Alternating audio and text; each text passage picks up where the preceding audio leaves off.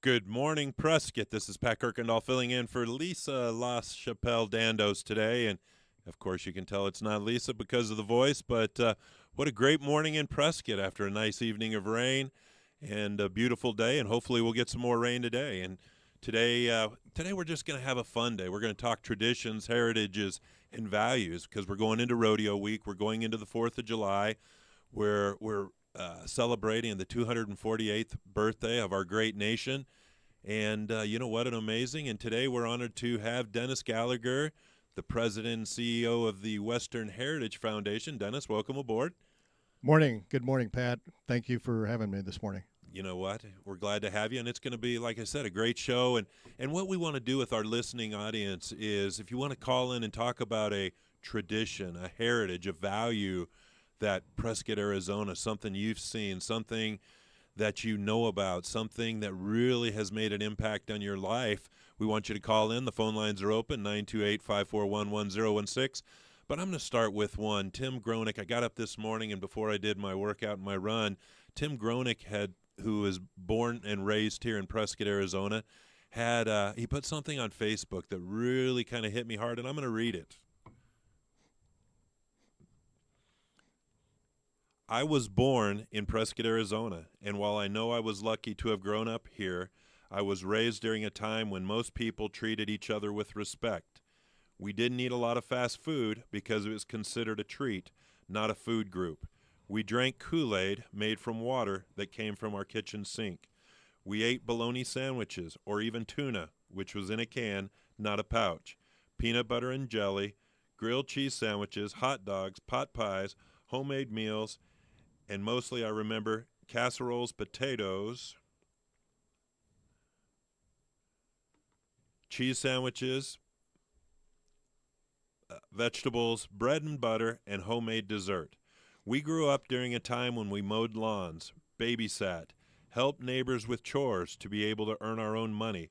We went outside a lot to play games, ride bikes, roller skate, run with siblings and friends, and played hide and seek. Basketball, even dodgeball. We drank tap water from the hose outside. Heaven help us. We watched TV shows like American Bandstand, Soul Train, Gilligan's Island, Flipper, Gentle Ben, The Rifleman, Grizzly Adams, Happy Days, The Lone Ranger, B.J. McKay, and his best friend Bear. After school, we came home and did homework and chores before going outside or having friends over. And you could only watch cartoons on Saturday morning. We would ride our bikes for hours. We had to tell our parents where we were going, who we were going with, and what time we'd be back. You learned from your parents and grandparents instead of disrespecting them and treating them as if they knew absolutely nothing. What they said was law, and you had better know better.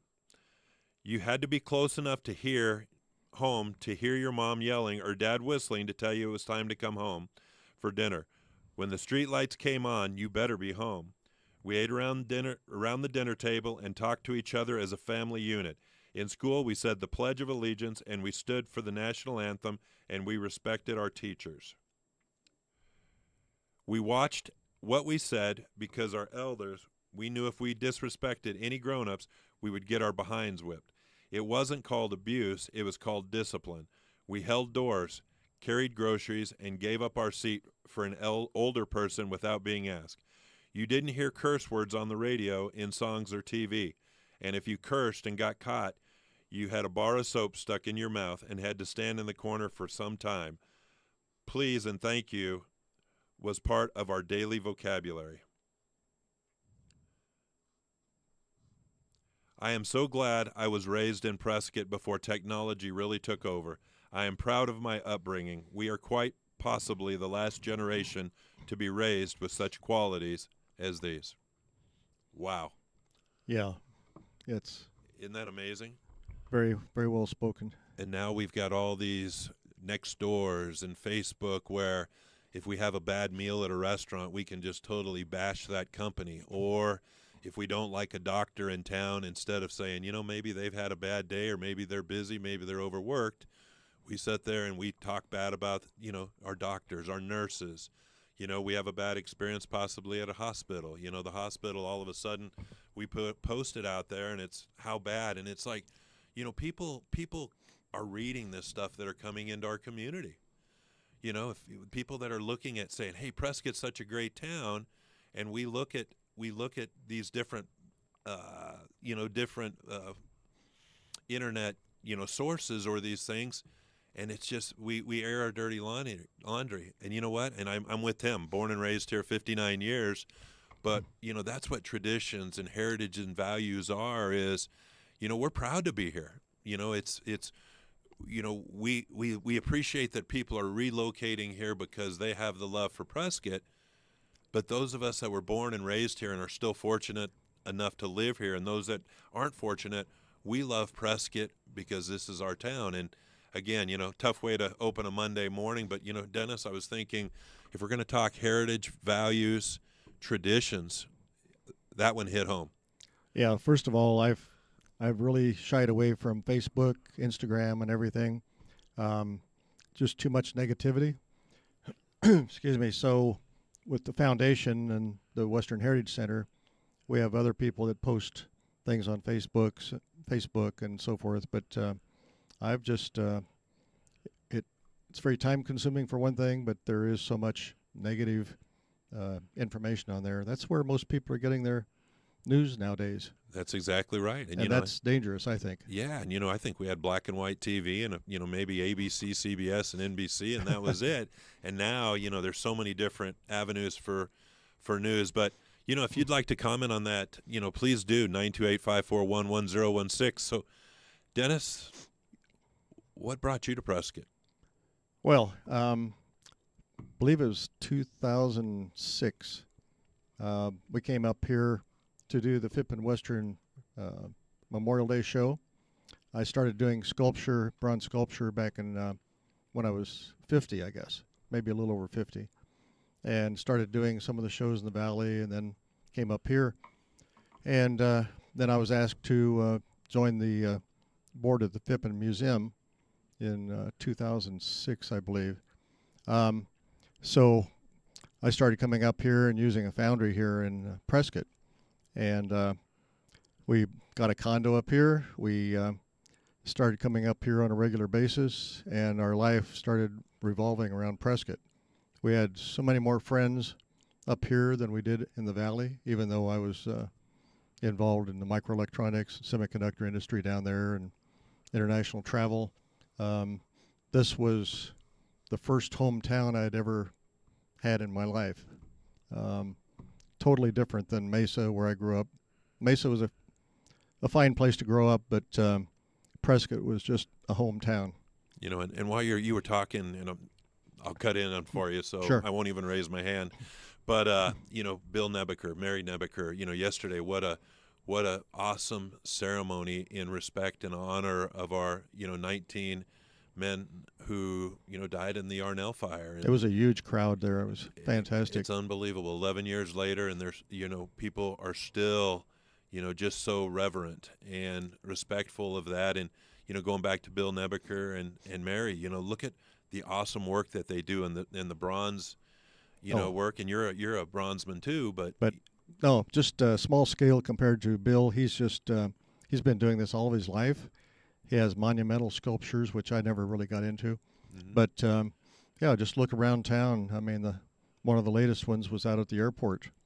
Ernest Love. Yeah. And soon he's going to be working on Frank Shankwit's bust for us, which is going to be going downtown on the plaza in probably a year and a half, something like that. You know what? I think I got a new opportunity for Prescott. Maybe we have the Bill Nebeker tours and get a van, and people come to town and you just drive them around, and they go see all the great work of Bill Nebeker all over town and stuff, and we'll call it the Bill Nebeker Bronze Tours, because they're everywhere. And Mary would do a great job at that. There you go. Maybe we've got a new career for Mary if and when she ever retires. So, going back to, so you moved up here, Mm-hmm. and you still had a young family, or were your kids already raised?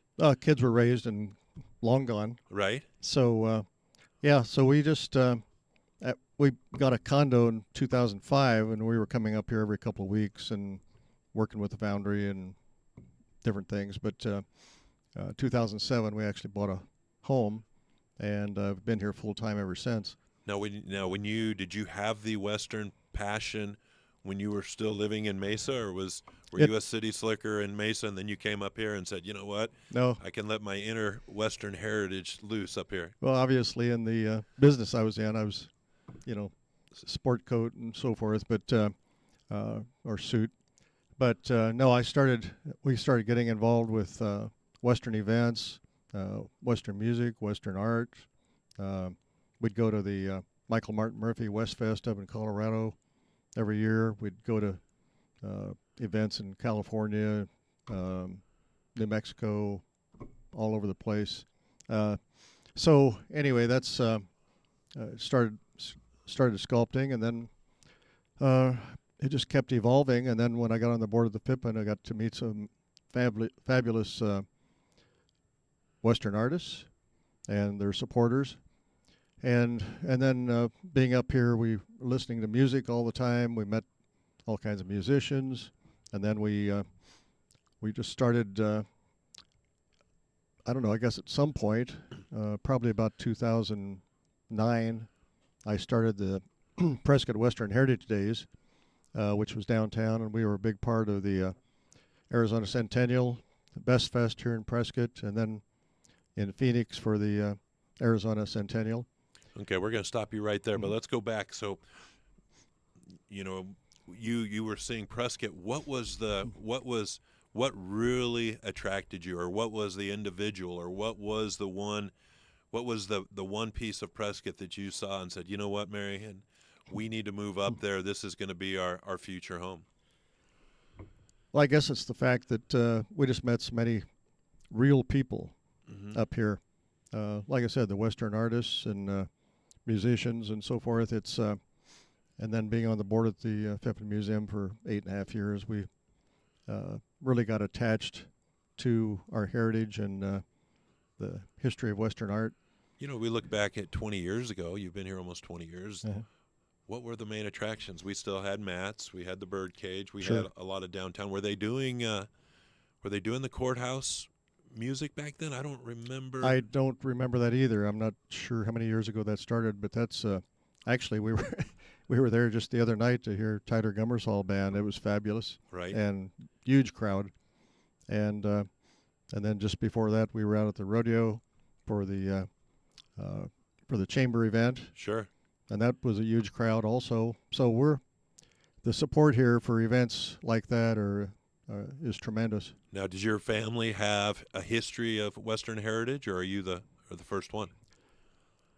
I would say I'm the first one, but my dad, who passed away when I was 19, he loved the West. He loved Arizona, and if he could see what was going on up here now, I think he would be very proud and amazed. Oh, what you've done up here, and we're going to get to that. We're going to keep digging into your, again, I think what we're trying to do when we're talking heritage, traditions, and values is we are a cowboy city. We're a Western city. Mm-hmm. What is the drive for people to come here? What brought you here? And to, and when we get into the Western Heritage Museum and that piece, but, is just there's something that people see out there with the Western culture. It's like a magnet. It kind of sucks them in. Well, I think part of it, I talk to people almost every day at the center, and so many of them just say they came into town, they'd never been here before, and they fell in love with the downtown, the plaza, and the friendly people here. For the most part, the people here in Prescott are just over the top friendly, and but downtown, the plaza reminds them of the Midwest or a great place to raise kids. You go down there and there's kids running around. There's just having a ball. Well, there's just a lot of energy. It's a great vibe.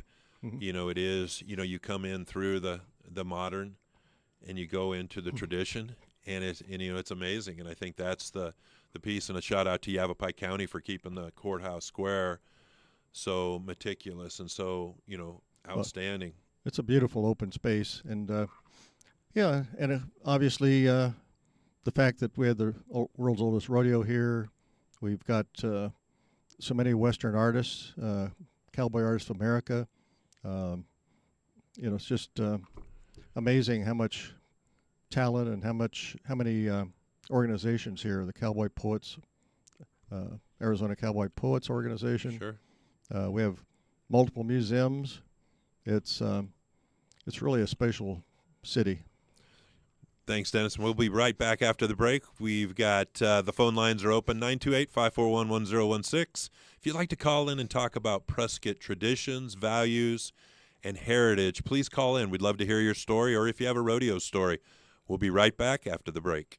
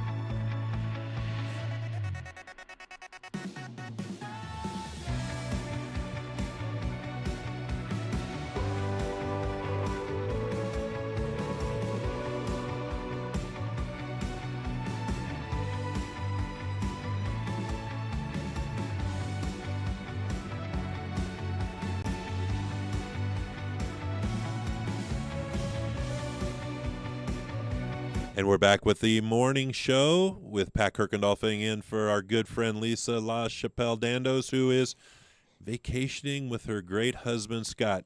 Lisa and Scott, we hope you guys are having a great trip. Have a great week. Enjoy yourselves. And I know you'll be back in the studio next week. So we're going to just continue on. The phone lines are open, 928-541-1016. Don't be bashful out there. I know many of you have a great story talking about the rodeo, talking about our values, talking about our heritage. We'd love to have you call in. And we've got Dennis Gallagher here today with the Western Heritage. So, Dennis, you came from a family. Your dad was into the Western culture. You're in the Western culture. Mm-hmm. How was the transformation from going from a city slicker, blue suit and tie guy to coming up here where every day you could wear cowboy boots and jeans and a hat and not feel nervous or feel like you're out of place? Well, it's pretty amazing. I started actually wearing hat and boots and so forth down there before we moved up here, but more for various events and things like that. But yeah, international travel doesn't lend itself to cowboy hats and boots. It's anyway, just the transition was gradual, I guess. Like I said, I started down there, but when I came up here, I just got fully immersed in the Western culture, being on the Pippin Museum Board of Trustees obviously helped. And then had some ideas of my own and started Prescott Western Heritage Days and did that for 4 years till I had some serious heart issues, and then changed directions and had wanted to leave a legacy. So we started the foundation and started scholarships. And So talk to us about the Western Heritage Days. And I know I was here, but I'm trying to remember, yeah, what did they look like? well, it's we would I think 2 of the 4 years we blocked off Whiskey Row. We had vendors. We had all kinds of. We had the city stage. We had music, Western music. We had talent, or we had fashion shows. We had, back then we had the shootout, so forth, and had all kinds of things going on. And then, like I said, during the Arizona Centennial, we were a big part of that planning. And again, we had Whiskey Row, and of course, there were different organizations and things set up all around the city. I think like 4 blocks was covered with events for the Centennial. And then when Phoenix had their event a few months later, we went down there and did the same thing. Wow, what a great opportunity to promote Prescott, promote our Western heritage and our traditions. So then so you did that for 4 years, and then you had your heart attack. Yeah. When did the vision, what was the next step in the process? What was you said you wanted to leave a legacy, but when did the light bulb come on and say, hey, this is my goal? It actually was prior to the heart attack, and starting to put things down on paper, some ideas. We wanted to. I was working with somebody else here locally, Mike Tickle, on a 100-horse parade downtown, which is now still going on, I guess. But I just started putting things on paper, and I think in 2011 or 2012, I actually started talking to people downtown, city leaders, business leaders, so forth. And Elizabeth Ruffner was actually one of the first people that I showed the plan to. And if you know Elizabeth, she went through and read every word, made comments, corrections, and I really appreciated that. So anyway, it just kept evolving. I kept putting things on paper, and then I brought on a few people for the initial board. I think we had 6 initially, and then now we have 15 total, and it's a different kind of board. Our board works the floor, almost all of them, except some people that have full-time jobs. But they work the floor. They're very creative, hard-working people, and so over the years, it just kept developing. And in 2018, we was able to actually acquire some space on Whiskey Row. And if that didn't happen, the Western Heritage Center probably wouldn't exist, because the only way it would work is if we were on a high foot traffic area. If we were a block off the plaza, my plan wouldn't work. It was a strange plan. But that's interesting. How many pages was your first business plan? Oh, I got to believe it was 25 pages. Wow.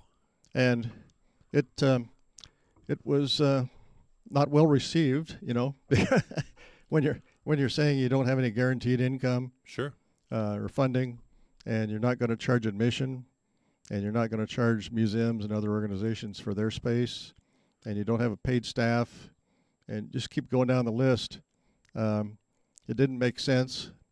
So you had to gradually find believers, that believed in it as much as I did, and I found some. I mean, Bob Greninger was one of them that I asked to join the board back in probably 2016, 17, something like that, and some others that you know finally figured out what I wanted to do, Sure. and they believed in it, and we didn't get any city, county, or state funding at all, and we still don't get any funding from the county or the state. This year, for the first time, we received $5,000 from the city. Wow, that's amazing. You know, the phone lines are open, 928-541-1016. If you'd like to call in and talk about the Prescott traditions, values, and our heritage, please call in. We'll be right back after this commercial break.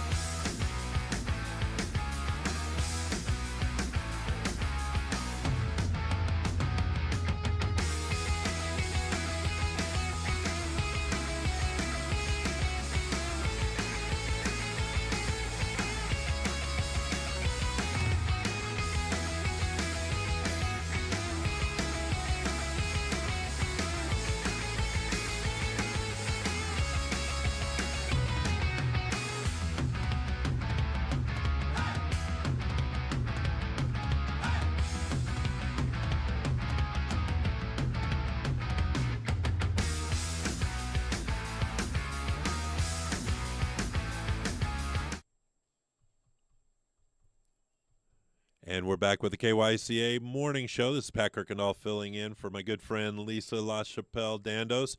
And we're continuing our conversation with Dennis Gallagher. And again, the phone lines are open, 928-541-1016. If you have a Prescott tradition, a heritage, or a value that you'd like to share on the show. But Dennis, so this vision. So no board, no money, no building, no assets. You're Exactly. retired. Right.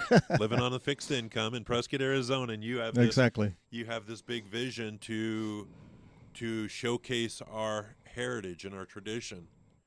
Yeah, I was probably quite naive, but I'm also very persistent, and people, our friends noticed that and believed in what I was trying to do, and eventually we had more and more believers, and things are just it's unbelievable now how much support we have, and every day people are coming in. we learn as much from some of our visitors as we do, or as they learn from us, because we have people from all over the world coming in. You wouldn't believe how many countries are represented, sign our books and sign in on our tablet and everything. Well, but you're passionate. You know, I look at you right now here on the show, and your passion is that.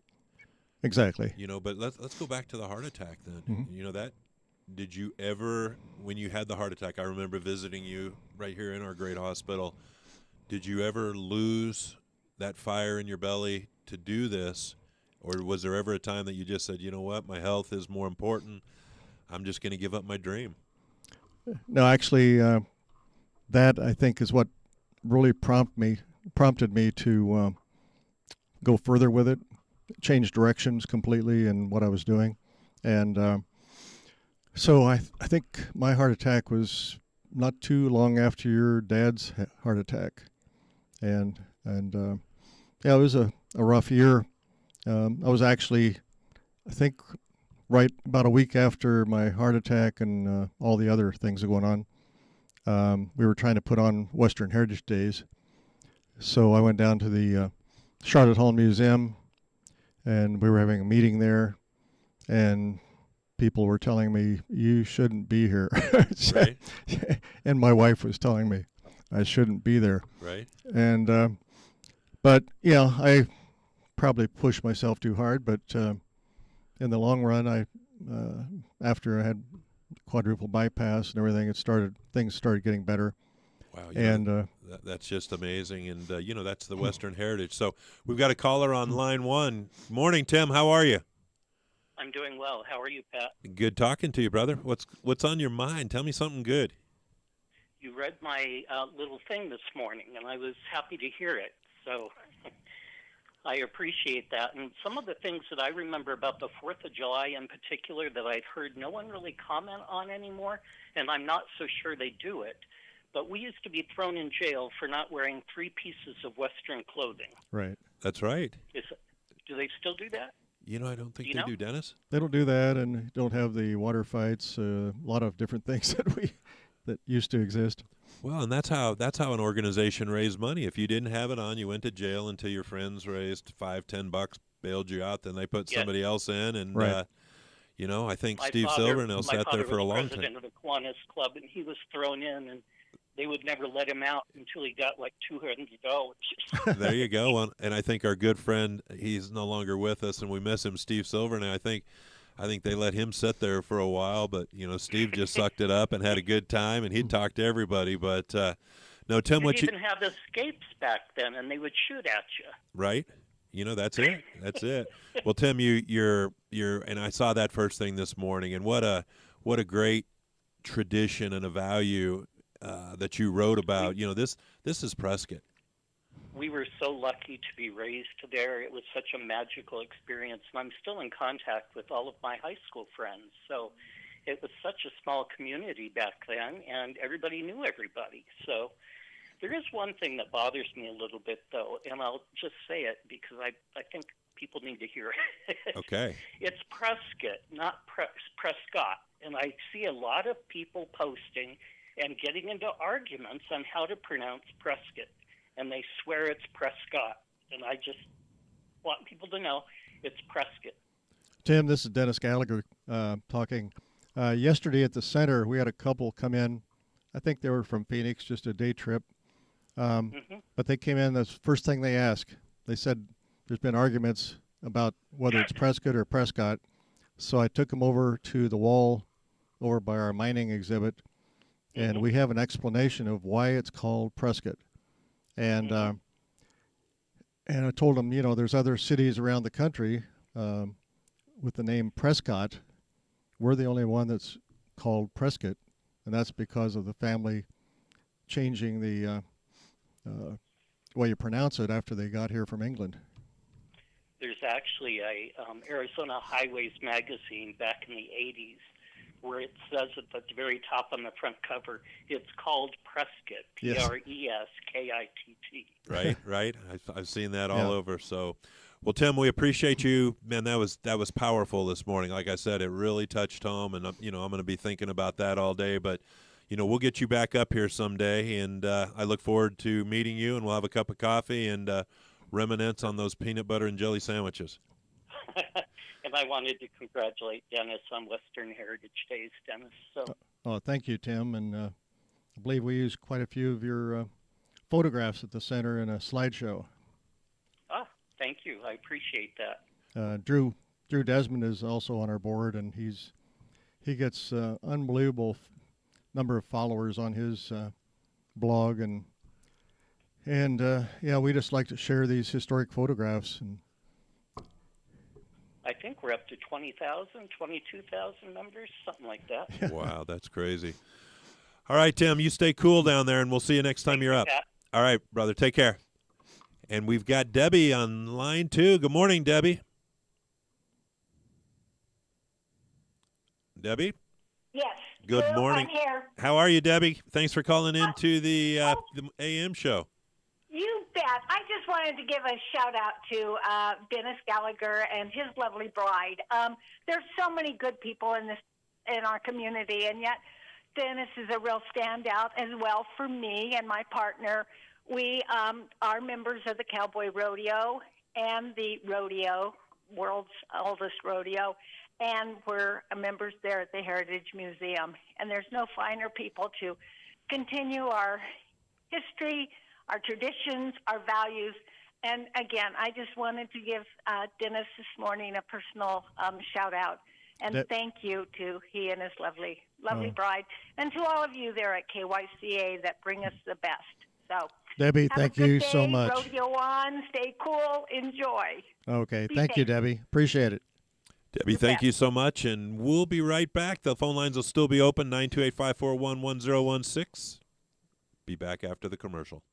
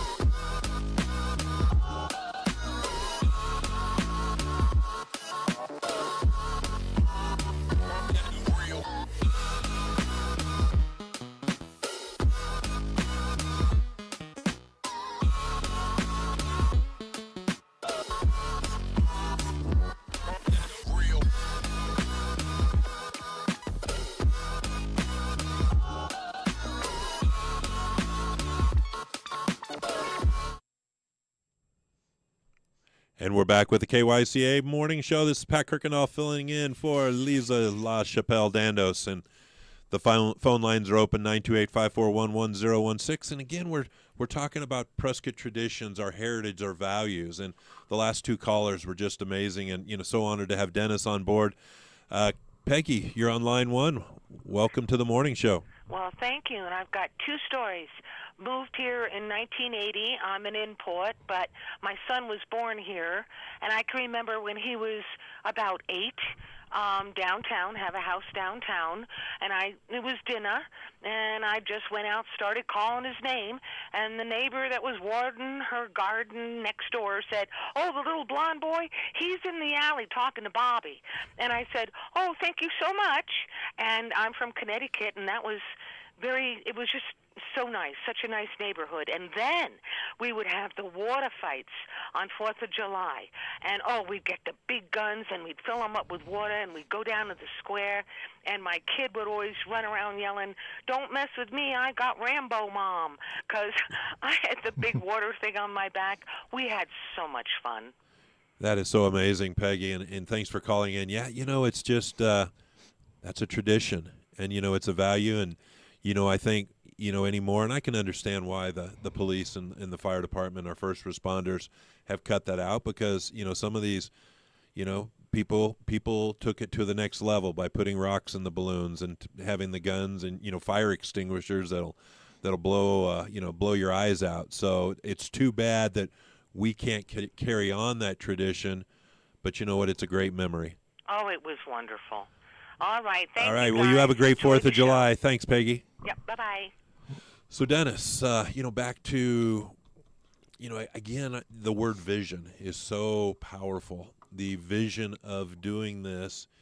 So you had the vision. When did you know it had the potential to become a reality? Probably around 2015, probably.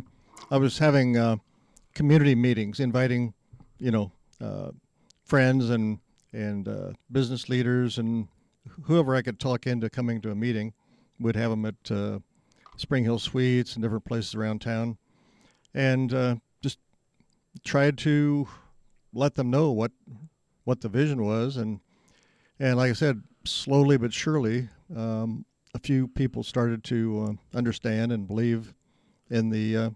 It's a legacy project. It's what it is. Well, and again, your vision, 25 pages strong, was to build this Western Heritage Museum.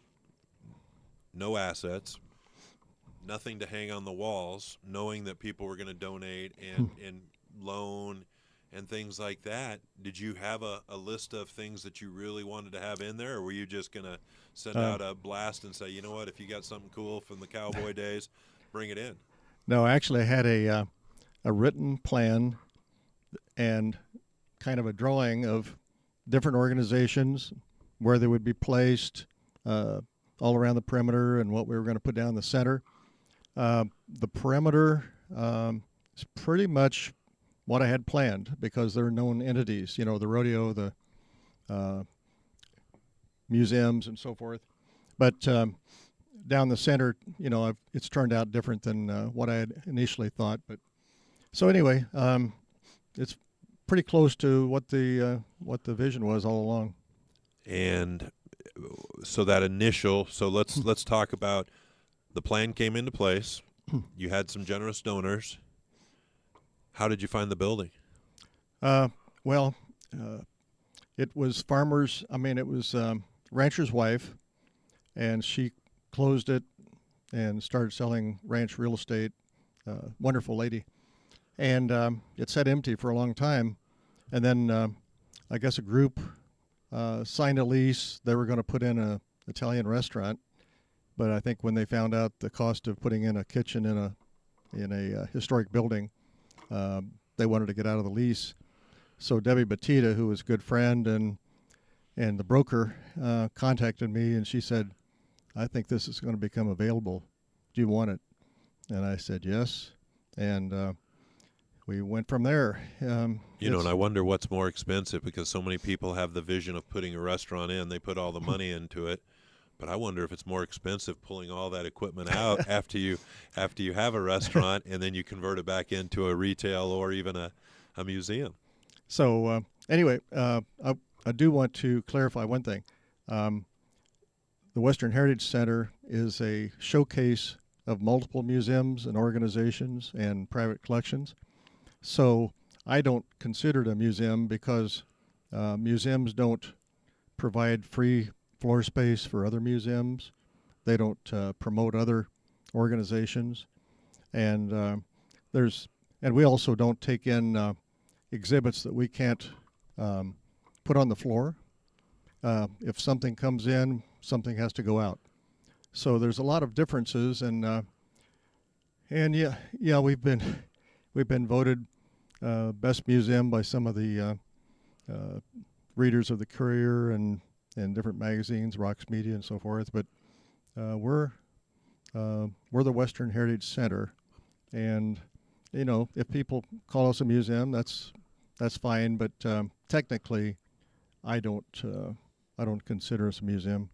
I appreciate that for the clarification. And we're going into our final break. The phone lines are open, 928-541-1016. If you'd like to talk about a Prescott tradition, a value, or a heritage, please call in. We'll be right back.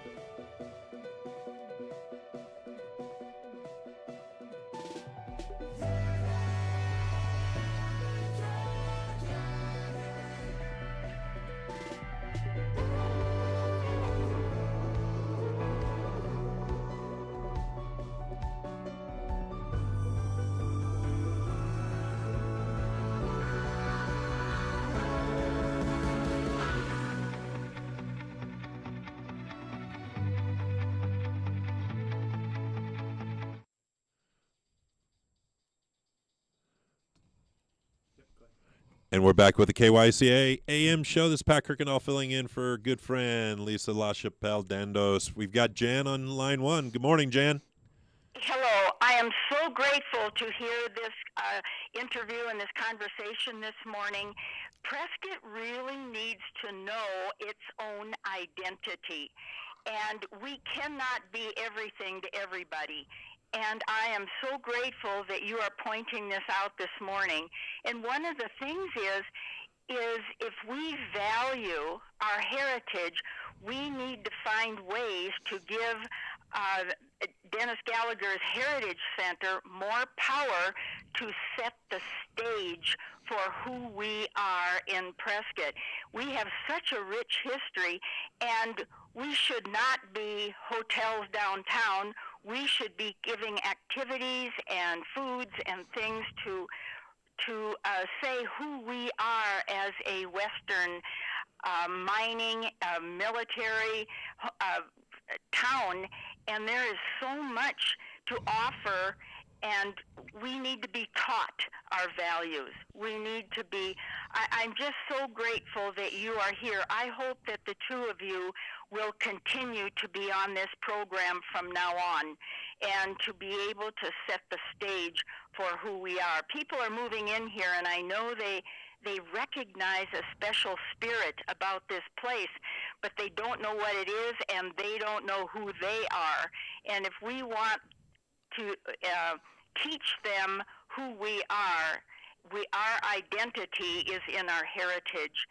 And thank you so much for coming on today. Please stay on from now on and teach this city who we are and what we are.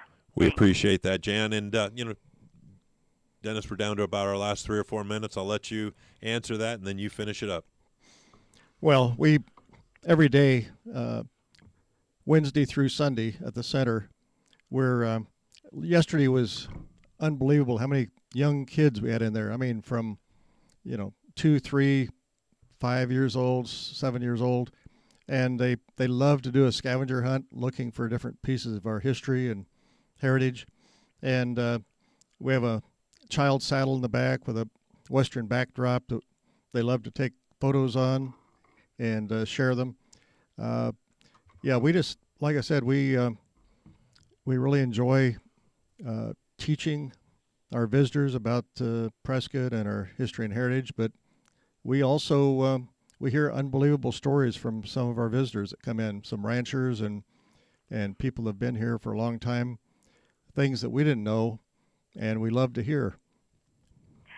I'm so thankful for what you are doing. We really need a master plan to give you the strength and the power to lay it all out. I'm a rancher and I am a rodeo rider, and my father was a manager in another state, and I could tell that he was one that when things were getting weak and stuff, he says, somebody has to maintain our heritage. And he took over and kept that heritage going. And I just am so impressed with thank you, Jan. But we need to have a basic plan so that our councils and our things like that can't direct who we are. We need to be... We all need to understand who we are and our identity as this. They're not making any more land, and they're not making any more cultural things, and we need to preserve. People come here, and the first thing I always ask, why did you come to Prescott? And they said, this is a beautiful place. I like the friendly people, and I like the downtown, that courthouse square and all of its activities. It brings people together. We are so tired of all the fake news and the fake world that we're living in right now. We need real people, and we need the reality. So I hope that you can stay on this program and keep going and keep talking about it so we can become and understand who our identity is so that we can maintain those values and traditions. Thank you very much, Jan. People Really appreciate are attracted to be here. Okay. We have some things coming up at the center. So I'll give those real quick. Doc Holliday, Brad Courtney just presented this past Wednesday a Doc Holliday presentation, and that was sold out, and we had enough people on the wait list to do another one on July 31st. So if you're interested in that, that'll be at the Western Heritage Center. On August 4th, we have Wyatt Earp coming up again, but this time it's going to be at the Elks Theater. That's on a Sunday afternoon at 2 o'clock on August 4th. And so anyway, if you want to contact us or look at our website, it's visitwhc.org, and our phone number is 928. Let's see, 928. That's I never call it myself. So no worries. We'll get it and put it out. Yeah. Okay. Perfect. Appreciate it. Well, Dennis, what a great show. We hope to have you back sometime. Definitely. Prescott, have a great 4th of July. Do something good for your fellow brother out there, and just be nice. Have a great 4th of July. God bless America.